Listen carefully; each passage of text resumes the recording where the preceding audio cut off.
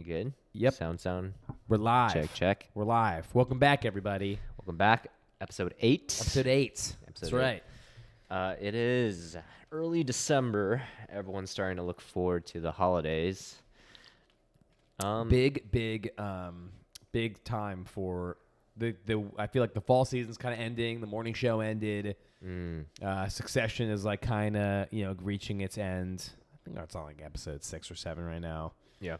And then now a lot of big movies are coming out. This is like prime time, like end of Thanksgiving. I don't know. The month of November was pretty nice. I feel like we've had a pretty good consistent like thread of movies recently. Yeah. But Christmas is going to be interesting. We've got a lot of good movies coming out. Yep. Yeah, it's exciting. And obviously, as always, entertainment news. Today. Yeah. There's a lot of good ones coming out in the holidays, so we could talk about Disney and like Encanto came out, so that's what I'm triggering. I've seen my some thought good there. stuff too. I highly recommend King Richard on HBO Max. The Will Which Smith one? movie. The Will Smith movie on King Richard, the HBO. tennis movie. The tennis with the Williams sisters. Yeah. He should win the Oscar. He was amazing. He was so Really? good. Yeah. So He was I'm an amazing. avid tennis player, so you're gonna love it I played in college, so Yeah. I have held off watching it because I'm like, I really don't want this to suck. Because one, like, I love Will Smith, so if it sucks and Will Smith's in it, I'll feel terrible. And two, I love playing tennis, and so if this sucks and the tennis isn't accurate, then I'm gonna fucking hate it. No, too. you're gonna like it. Okay, great. The Now I'm gonna watch it. actresses who play the Williams sisters actually, unless they use stunt doubles, either way, they look like they actually know how to play tennis. Like it's Okay. interesting. Like I like that. it's very good. And Will Smith is like a totally different person. Yeah. It's actually kind of nuts because you see him and you're like, he starts talking like the character is supposed to talk, and you're like, the fuck you doing, Will Smith? And Yeah. then throughout the movie, you get way more into it, and you kind of just forget he's Will Smith. It's crazy. It's awesome. It's really, really good. Okay. That Sold. and TikTok Boom, which was the like Rent music, The musical, right? the musical. With Mr. Garfield. who's I think people don't talk about him enough. He's underrated. He's Yeah. really good. That was pretty good Yeah. too. So a lot of good stuff. Coming out. Nice. All right. let's So get what do we into hear in the news today, December 1st? All right. So yeah, I need to talk this. I requested that we talk about this because Time to vent. Here we go. Bob Iger is my fucking boy. He always has been. I'm getting like teary-eyed even just talking about what happened today. He is the man. He is the man. I remember the day. I remember where I fucking was when I got the notification that he stepped down as CEO. I remember where I was exactly, and I was like, It was, so it was around sad. COVID time too, right? It was right like, before COVID. Yeah. It was like middle to end of February. Yeah. I was on a ski trip, and I remember. I think it was one of my friends or a couple of my friends texted me and was like, "Are you okay?" And I was like, "What are you talking about?" And I look at my phone and the CNBC thing. I'm like, "No, I'm not okay. I was like, "No, I'm not okay. Actually, thanks to you." I feel like he like conspiracy theory, tinfoil hat. Like he somehow knew COVID was happening. He was like, "I can get the fuck out." so COVID was happening in China in December, and there are rumors about it. So I'm bet That's you interesting. he heard from the grapevine that shit was happening. He was like, I was thinking about stepping down anyways. So Yeah, dude, he got out of that shit. Yeah. Like, it was like interestingly quick too. yeah, It was like a weird transition. The fact that they also brought in the Parks guy, Chapek to do it, kind of makes sense. I mean, if you can imagine, if you were like, we know this is gonna hit, this pandemic's gonna hit. We know the worst thing that's gonna happen is about the parks. We should probably have the dude who's in charge of parks as CEO. Yeah, so otherwise he he's can fired. lead that. Otherwise, they'd have to cut like half the workforce. Yeah. So. Yeah, Tinfoil hat. They might have known about COVID before everybody else. he probably knew. Probably did. So today's news then is the final nail in that coffin, though, right? Yeah. So he didn't like totally. This is why I didn't like just jump off a bridge, because he did end up staying at Disney. He did end up staying on the board, and his role was like, I want to still be at Disney, but I want to focus more on the content and more on the creative. Yeah. Which I'm totally about. Like, I'm like, that's totally fine. Yeah. I think he just wanted to step away from like the operational side of things AK didn't want to have to deal with whatever COVID was, how that was going to impact the business. What he saw was coming.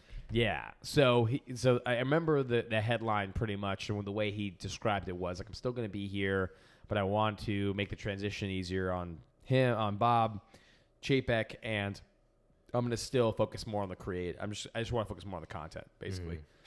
And now he has officially stepped off of that position. This is basically like literally he's done. He's completely out of Disney forever. And that's I mean, he's been with Disney pretty much since they merged with ABC, which was he was a long time ago. He was at ABC. He was at was it even like Twin Cities before it was ABC? Yeah, it was like Capital something. Oh, Capital Cities. Yeah, Capital right. Cities. Yeah, so that's where he was before, Mhm. and then they merged with ABC, Mhm. and then I don't know if he was at ABC, and then I think he was at Capital Cities, and they merged with ABC, and then they merged with Disney. Yeah, and he just naturally went up the ladder, basically.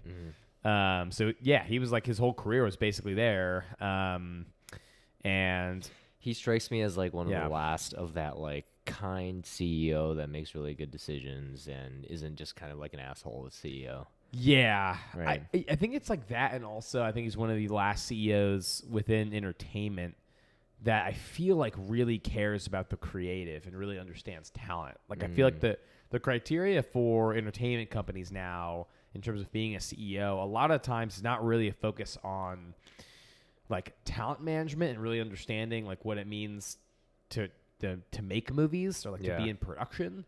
It's more about being like more of a tech investment banking, more of a numbers guy. Because and I kind of get that to a certain extent because distribution of movies and television has become way more complicated than it did even freaking 10 years ago. I think it's because they're beholden to shareholders, right? So they're more MBA-ified than previous execs. Right. Like the pathway of being like in the mailroom and then starting from there, making your way up to exec is not going to happen. That used to be the process. Yeah. It's not going to happen anymore. You have to either either like graduate from Harvard, went to McKinsey, or got an MBA or something. Pretty much. And then you can be CEO. Yeah.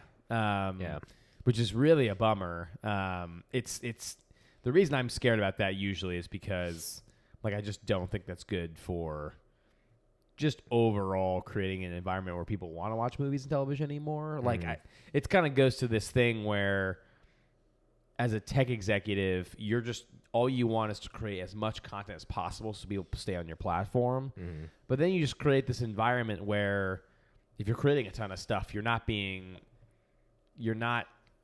picky on the content you're making. So you're making everything, and everybody and their freaking mom thinks that they know what good content is. Yeah, which is not true. Like people actually study like reading scripts. They study like the hero's journey. They study famous directors and their different styles. Like there are people who actually study storytelling. But the problem is that there's people like people from Silicon Valley or people from management consulting who are like, yeah, I see a movie every month. Like I know what it means to be a good movie. Yeah. And so you just honestly just described me, but kind of me too. Yeah. But, no, but I get your point. And like, I think, who he's being replaced with is a good example of that. Right. So yeah, Bob is a very much a consumer. He's like pretty much been in the parks like his entire career. No, I meant the new chairman of the board. Oh my God. Yeah. So nothing against her, but she has her background is she was an executive at Procter & Gamble for a while, and she worked at the Carlyle Group for the last 14 years before taking this role. To be fair, I immediately texted some people and was like, the fuck this noise. And some people were quick to tell me that, she had been on the board for 14 years prior to this. And she was also their independent director, their lead independent director, whatever that means. But she was still working at the Carlyle Group and Walmart, I think, while she was on the board of Disney. So I don't think that helps her case. I wonder what the value is, right? Like you get a diverse board because they provide some sort of expertise or advisory to help the company. Maybe what is she bringing to the table? Because she has been on the board for 14 years, but am I missing something? She doesn't seem directly aligned with their business? Well, I mean, Disney, a big part of their business is consumer products. Oh, okay. So, Yeah, I mean, they do sell a lot of merchandise. You know, there is probably some brand management expertise that she has. So, like, to that extent, she probably is valuable. My issue is that, first of all, she's the lead. And I think just generally, if you're running a creative company that's producing, look, content is still and will always be king at an entertainment company. Any company that produces movies and television, it's all about trying to identify stories that are going to drive a lot of people to your streaming platform or to the movies or to your cable channels, whatever it is. Yeah. It's hits. You want to create hits. So the fact that the person on their board has no experience identifying or working with talent or like trying to manifest and produce hits is kind of a problem in my opinion. Yeah. But also like they didn't replace Bob, who was one of the best people in terms of that, with somebody else who does something is a similar background. Yeah. So either they are they're going to put her at the lead and then put a new person that hopefully is more content oriented on the board, or they're just not going to replace him and they're just going to have more business people and less creative people on the board. I mean, even in the news releases, they didn't really specify anything beyond just they're replacing her. They didn't say anything about like her past or no, I think the new chairman is female. No, she is. Oh, no. You're saying they gave no thing about replacing her. Yeah, they didn't talk about replacing her. No, or even the rationale behind this. Like they didn't go into it at all. No. But yeah, I mean, Bob gave like a statement saying like he's very honored that she took his place, like a regular corporate. Yes, there's nobody else that I could imagine taking us in a new direction. But I'm trying to. I don't know. Like I'm trying to read beneath, or at least like between the lines of what they're saying here, and it's like hard for me to figure out like what are they not saying. So his quote is, "Having most recently served as independent lead director, Susan is a perfect choice for the chairman of the board, and I'm confident that the company is well positioned for continued success under her guidance and leadership." Okay. Yeah, I mean it's just I guess we'll wait and see then. I mean, we'll wait and see. And honestly, I don't know how much the board has an influence there. Sometimes boards have a ton of influence. Sometimes they don't really. Yeah. So sometimes they're just there to make sure that the CEO doesn't get paid too much, you know? Yeah. And just like to ask questions. But like sometimes they just, I mean, with Bob, for instance, like maybe the first couple of years of his tenure, he, had to really report to the board. But once Bob like really established himself and he was killing it at Disney, the board couldn't say anything to him. Like Bob Iger ran Disney without the board couldn't do anything. Bob could pretty much say, "I want to do this." That's what like. My opinion was that the chairman of the board was always someone that was like either experienced or have been with the company for a really long time or something like that.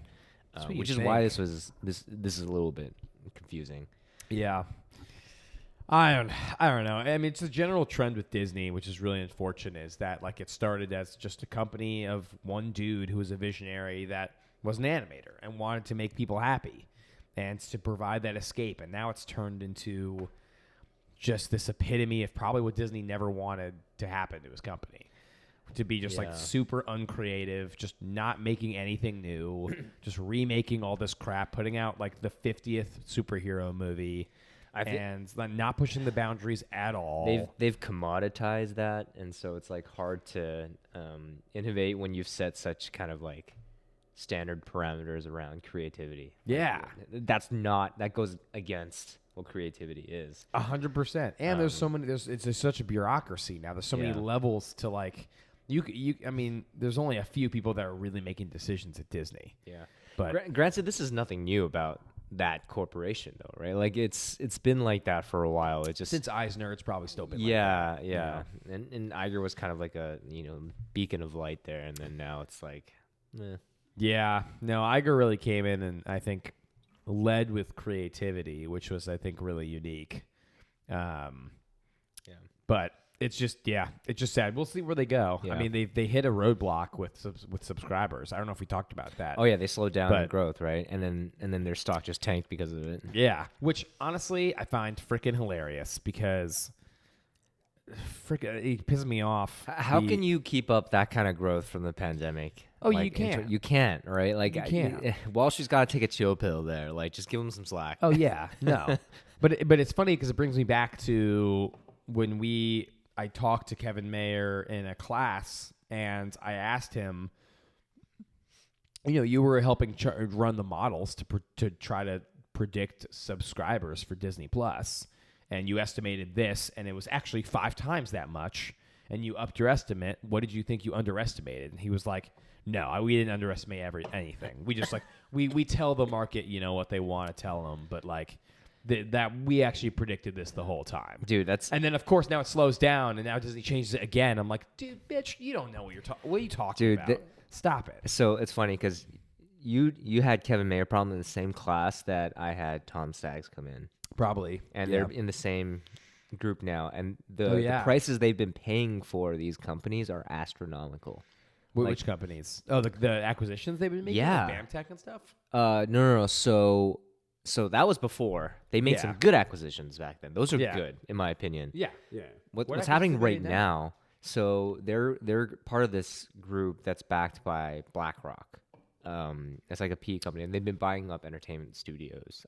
They're the ones that bought. Oh, you're talking about Kevin Mayer's new company. Their new one. Oh, yes. Hello Sunshine, Coco Melon, these huge valuation. Yeah. Studios. I don't get it either. It's like some of the valuations are like insane. Yeah. I don't really understand it either. I mean, I think they're probably hedging on like the fact that I think just content's going to be incredibly, because the amount of money that's going into production, all these companies is just like exponentially growing. So you buy a production company that has like 1 or 2 A-list actors who are kind of becoming a scarce resource these days. Yeah. Yeah.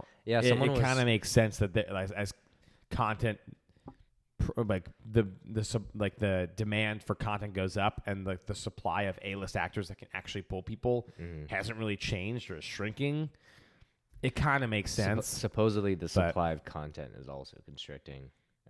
Oh, really? Yeah, that's what apparently is happening. Like, there's less things in production, or there's less good things in production, and the pandemic has slowed things down. So I could see that. Yeah. I've also wondered, like, just generally, like, just existentially, if people are writing stories, like, if people are really into, like, writing scripts for movies and television now, because I feel like a lot of young kids just, like, want to be TikTok stars and make YouTube and start podcasts. Yeah. Rather than, like, wanting to write scripts or, like, wanting to be directors, like, wanting to get into this industry. That's, like, a very long-term idea, but I've always thought about, like... No, that's interesting, because... A lot of people wrote scripts because they were bored. Yeah, like, it taps into the same, like, skill set, level of creativity, same part of the brain. But if you do something that gives you fame and money quicker... Or you go down the Hollywood route and have a huge chance of, like, not making any money. Why would you? Yeah, why would you do that? Why would you do that? Just make a YouTube channel. Yeah. Just make a YouTube channel. Start a podcast. Yeah. Wink, wink.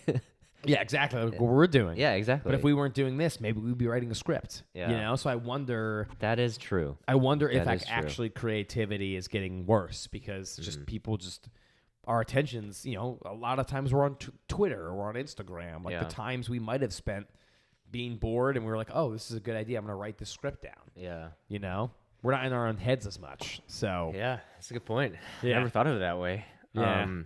It's a little grim because it's like that's pretty much the end of entertainment. That's actually happening.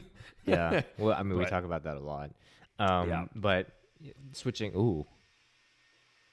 What the? Is that in here? Is that? That sounds like a vacuum cleaner.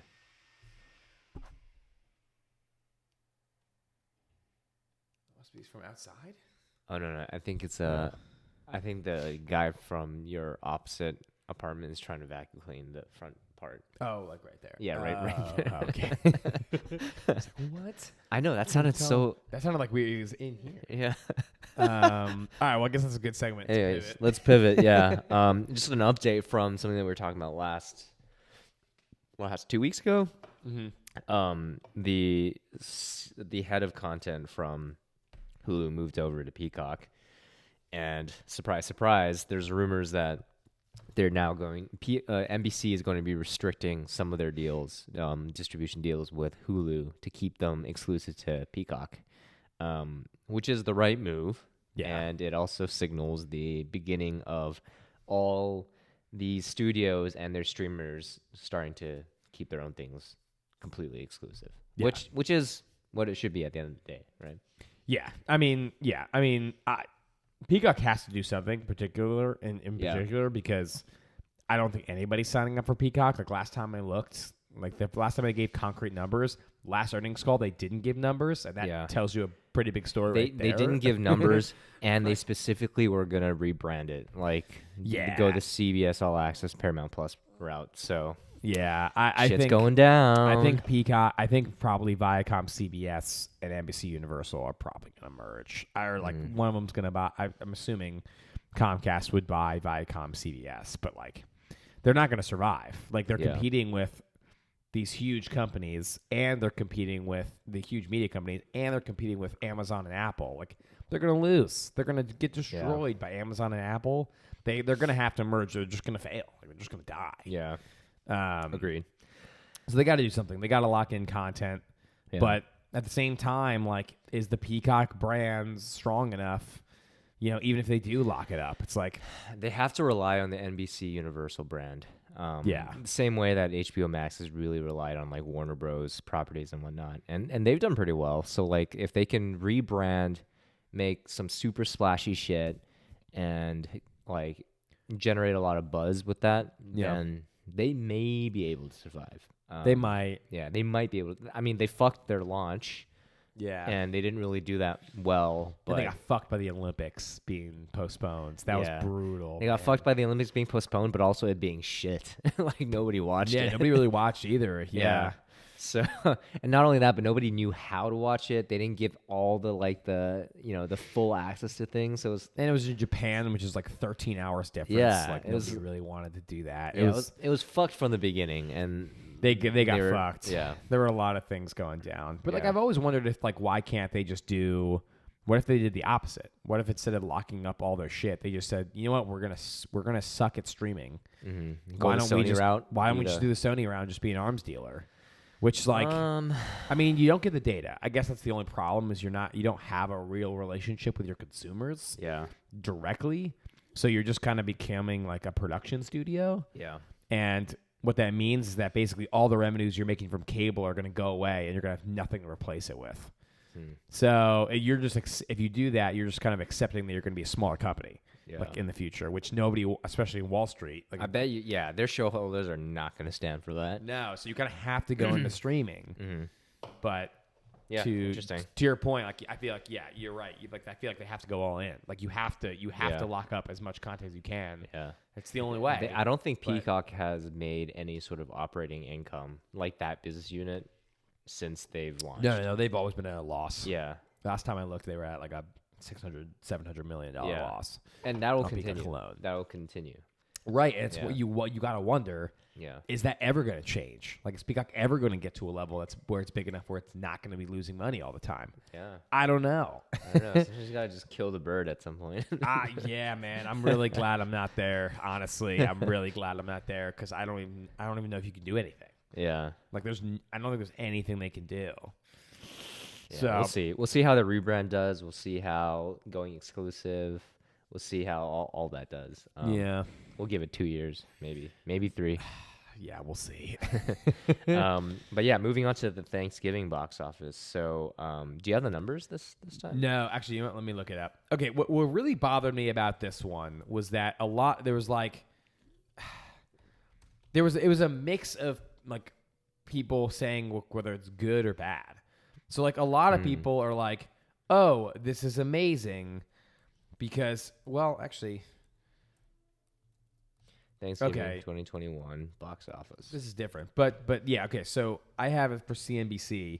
They said Thanksgiving box office tops 142 million, led by Encanto and House of Gucci, and it says in the past it's usually around 250 million. often because you've got 5 days basically. Like they usually don't. Usually they release movies on Thursdays, but on Thanksgiving weekend they always release it on Wednesday. So you've got a longer weekend, and it's a weekend like everybody is back. Yeah, so movie going is pretty popular, and they only hit like, I guess for this case it's 3/5 of what it normally is. Yeah, and so like what is their yardstick then? The problem is there is none. Yeah, that's the problem is because everybody like people who want to be optimistic will say this is great. We're not at pre-pandemic levels, zero because exactly it's COVID. Closed. It's COVID. Like most people don't want to go to the movies anymore, and it's like all this stuff about people are still scared about COVID, and like to a certain extent that is probably true, but also to a certain extent. I don't necessarily believe that if people wanted to see those movies really badly, they would I feel like they would still go. Like Spider-Man, the Spider-Man just did their pre-ticket sales. It was the most pre-ticket sales in the history of movies, even over Endgame. Yeah. So like, it's not like people are like super scared about going to movies if it's the right movie. Yeah, and the right A-list star. Also, you gotta give it to Tom Holland though, right? Like. Oh yeah, he brings people to the box office. Yeah, he brings people. Which, not okay. I also saw a lot of comments back. The star power, the huge A-list star power of Lady Gaga. I'm like, really? I don't know. I think she is a good actress, but I don't think there are that many people like, well, I have to go to the movies because Lady Gaga's in it. I don't think it's like that. Like they're like, oh, she's just like. She's like Will Smith back in the 90s. She's amazing. It's like, what are you talking about? You know what's crazy? As I was driving past this poster or a series of posters, the ones that in LA where they have like it's like interactive or well, it's not interactive, but they have like all the cast in different posters like alongside each other. And each one of these people are like either an Academy Award winner or an Academy Award nominee. Which was nuts, and so a really good cast. It was really a Scott movie too. Yeah, and it's really Adam Scott. Driver. Who else? Jared Leto, Lady Gaga, and then somebody else that I'm missing. One of the older dudes. But yeah, I mean, a lot of star power, a lot of accolades, but and it's an interesting concept. Like it looked good when I saw it. Yeah, but it's funny that I didn't see it. Oh, Al Pacino. The family. Oh, Al Pacino. But it's funny how but it was Lady Gaga out. That brought people to the audience. But Al Pacino had nothing to do with it. What? But I thought the reviews are saying like that it was a little bit too campy. I haven't seen it though, so I still have to go see that this weekend. Too campy? Yeah, too campy. But I mean, there are some other, terrible movies also considering the Thanksgiving box office. Red Notice was in there too. Well, Red Notice wasn't in the box office. I think Red Notice was just on Netflix.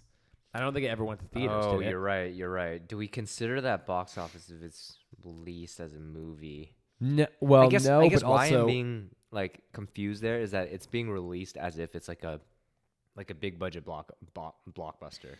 Well, it is. It's That's just the weird part. On a streamer. It's just dropped on the streaming platform. Yeah. So to be fair to Red Notice, I think it was released like 3 weeks ago. So it's had time. Red Notice is a different story. So I have first I want to finish. So in terms of the box office, it's tough to say like whether this is a success or not. I think people need to. I don't think we need to be super pessimistic about it, but I also think people are being a little bit too optimistic about it. Like I think for some reason I think people are like, oh my gosh, like it's back. Like we're pretty much there. If only COVID wasn't here. It's like I think it's still also a structural issue that people are going to the movies last too. Yeah, agreed. So I think we need to be like careful. I think a little bit about it. But so if we go to Red Notice, what's interesting about Red Notice is that it has passed Bird Box as the most watched movie on Netflix platform. All right, let's look into this. Actually, yeah, go on their Red website. What was it? What's on Netflix or whatever it is? Yeah. Okay. I wonder if they have a top of all time on that website. Actually, why Red Notice was able to beat Bird Box? Okay, first of all, I didn't know Bird Box was the most watched. That's kind of nuts. I kind of knew, but I still have never seen it. Actually, it looked so freaking dumb. Oh, I don't know why it blew up. It was kind of dumb, but it's one of those movies that people could like meme it so easily, so it became like an easy thing to say, like, oh, Bird Box this or the Bird Box challenge or Yeah. And then just put on a blindfold or something. So also, okay. let's please stop joking. Like, also, Sandra Bullock is a movie star. Sandra Bullock can bring people to the box office. Lady Gaga, I'm not convinced. Okay. Continue. So the Red Notice, the highest drama Red Notice had 328 million total hours viewed, compared to Bird Box's 282. And see why that's a misleading number is that, like, you have to compare it to all the active users on the platform. You can't just say it's big because the absolute number of people watched it, right? Because if you have increasing subscribers, but the percentage of those subscribers are watching your movies, then you can't argue that it's like proportionately larger, right? Well, I think you kind of can. I mean, if you're thinking about, as a movie, as a movie, you want the most people to see that movie.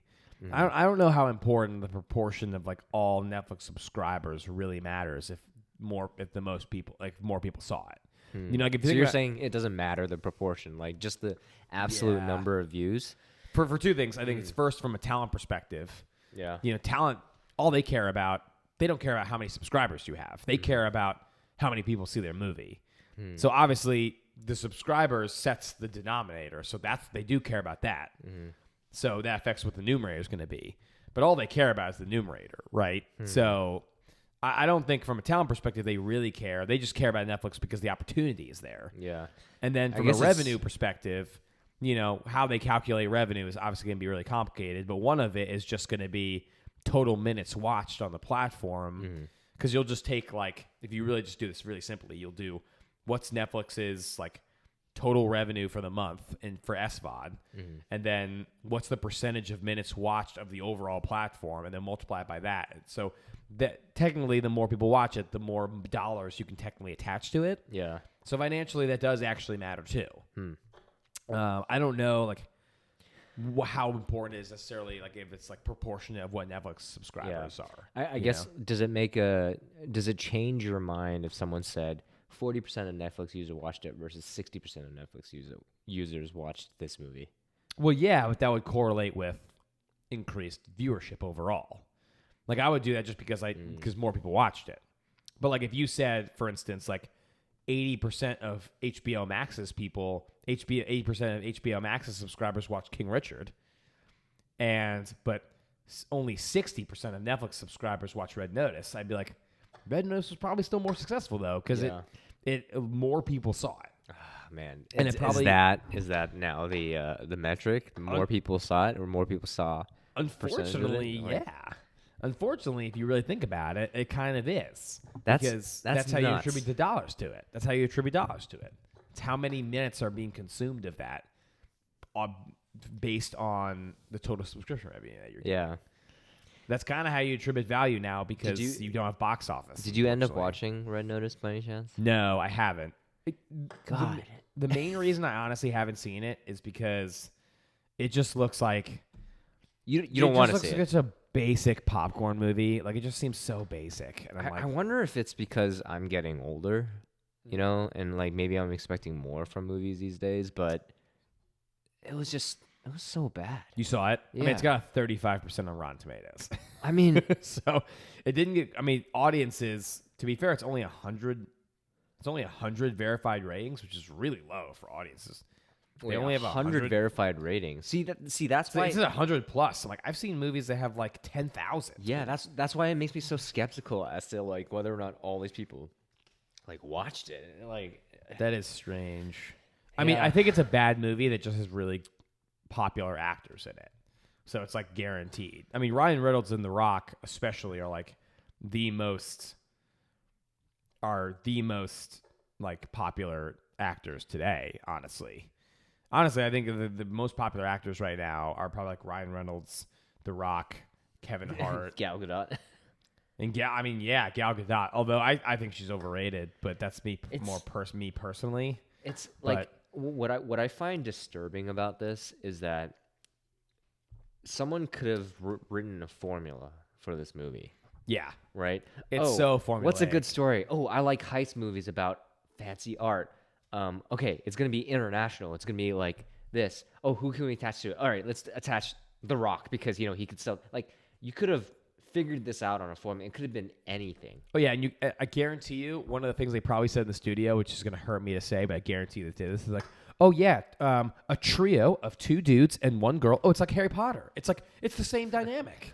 One's a jokester, one's a serious one, and the woman's just a badass, smart know-it-all. Yes, it's and there's gonna be a twist in the middle of it. Yeah, exactly. Like. And you're just like, God damn it, man! Like you can't follow. Like people know the formula. I think that's what it is. That's what it is. Every movie is a formula, but you have to hide it. You need to manipulate it in a creative way. Yeah, I mean, this is so screenwriting 101. There is a formula. There is a kind of cycle of a story that people resonate with. But the trick is to make it such a unique and compelling story that you don't notice it. Yeah, you don't notice. But this, I guess, from me, it was like so noticeably just like, okay, this is just manufactured. This is a manufactured thing.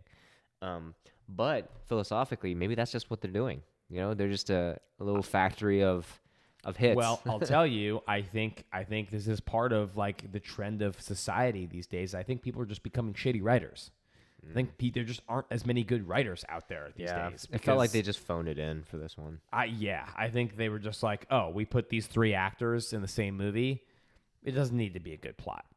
It really doesn't. Yeah. And to be fair, they were right. It kind of worked, even though it was a shitty movie. It worked. Like to add a positive spin to this, I guess I'm hoping that after spending like what is the budget? $200 million to produce this movie. And they generated a lot of economic value from putting it on a streaming service, that they were able to invest in like more indie stories, risk-taking stories that otherwise would not have been made. Yeah. Maybe that's what they're doing, right? Well, to be fair, Netflix can always produce indies. They don't need. That's true. They're so cheap to do. This. Yeah, they're getting subscription revenue regardless. So it's not like you're way to rip on my one positive element of this. I know. Honestly, it's funny. I flew back to Connecticut for Thanksgiving. I watched Free Guy again on the plane. I was like, Fucking it was great. It held up. It was still amazing. I saw it like 3 weeks ago, and I was like, I am very happy that I saw this a second time. Yeah, I've watched it 3 times. Yeah, have you really? Yeah. Yeah. So like honestly, to a certain extent, I'm like, I actually think for Free Guy, I actually bought it I actually bought it like EST. Like I bought it on YouTube too. Did you buy it on YouTube? Yeah, I think I bought it on YouTube. Amazon. And I was like, see, here's the amazing thing, right? Like it's a completely original story. It was only really released in theater. Yep. And it's really well written. Like it's a really smart, like very like acute to the times. Like it's very modern movie. It's a modern take on like what casting was like perfect. Video games. The casting was great. They had what's his name? I always mess up his name. Taika Waititi. Taika Waititi is amazing. He's so funny, but the whole cast is great, and it's just like and people don't give that movie enough credit for what it was able to achieve. It's one of my favorite movies of 2021 by far. It's really good. Yeah. And I'm telling you, they made it. I'm sure if they didn't make money in the box office, they've made money in a ton of different ways, either from premium on demand, and it being on JetBlue is probably paying them a ton, like millions, to have it on their planes. Like they're making. I'm glad they're gonna do Free Guy 2 for sure, 100%. I really hope they do. I think it's already been greenlit, but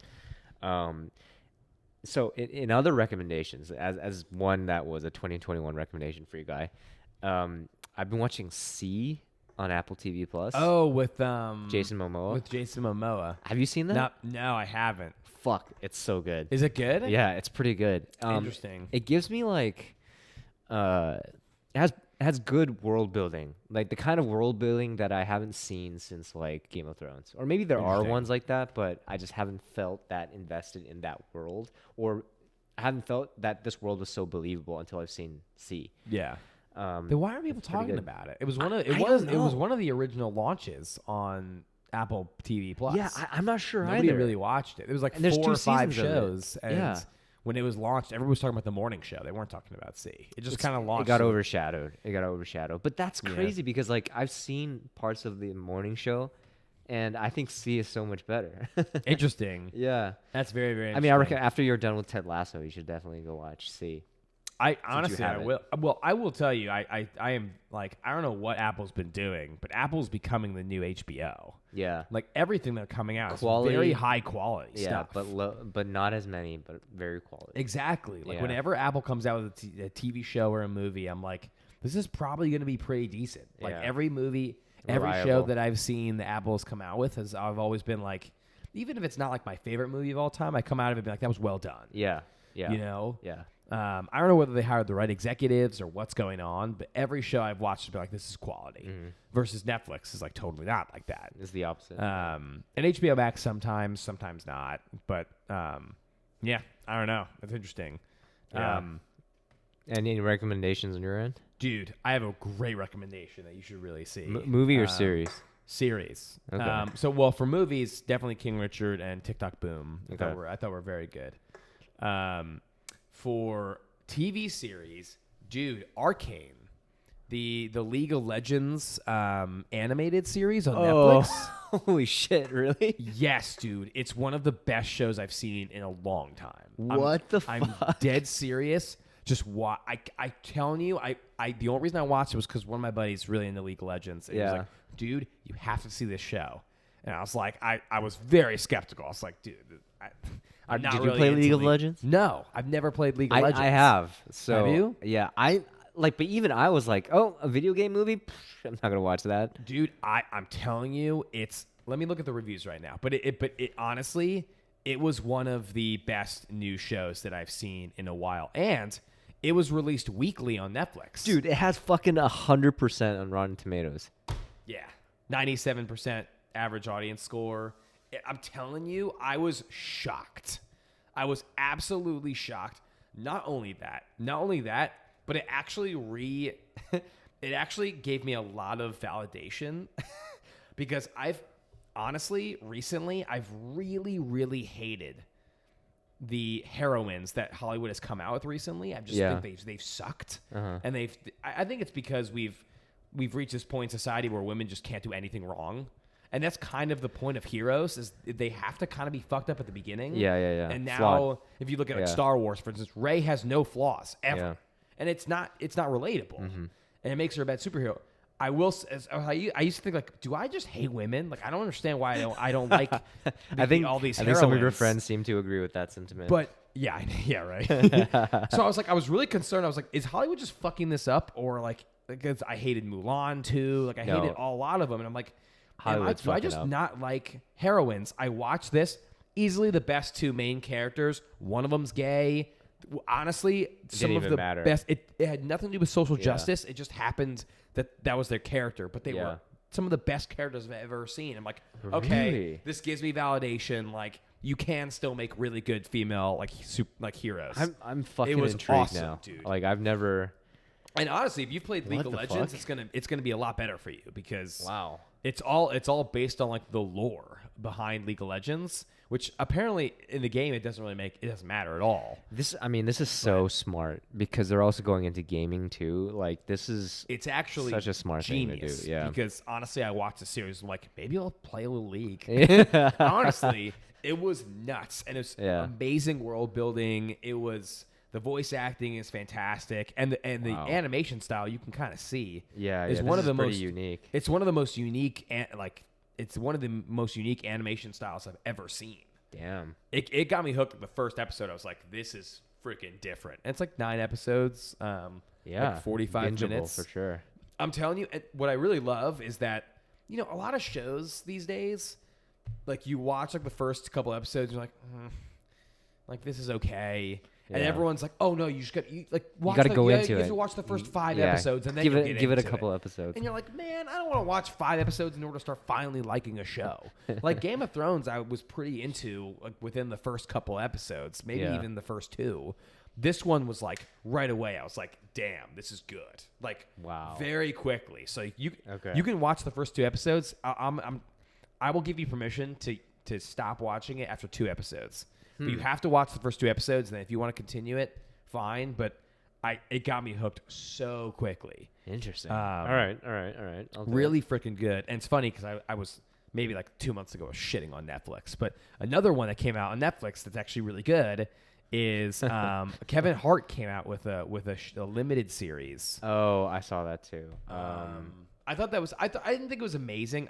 I think Arcane's a better show, but I thought it was interesting. I thought it was actually I thought it was decent. The homepage. It freaked me out.